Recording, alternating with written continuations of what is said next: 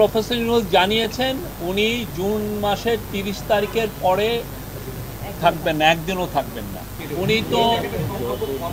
উনি একটা ডেডলাইন দিয়েছেন এবং আমি কালকেও বলেছি, আজকেও বলছি, বারবার বলছি, উনি এক কথার মানুষ।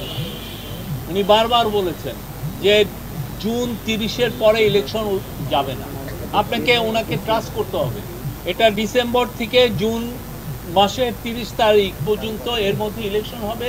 ওই জুন মাসের 30 তারিখে জুলাই মাসের 1 তারিখে যাবে না।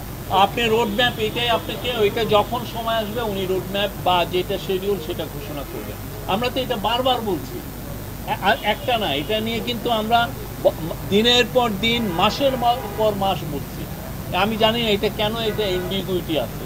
ওনার এখানে তো কোনো এমবিগুইটি নাই।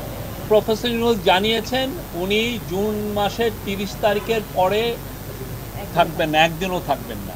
আমি বললাম তো যে উনি বলেছেন জুন মাসের 30 তারিখের পরে একদিনও থাকবেন না।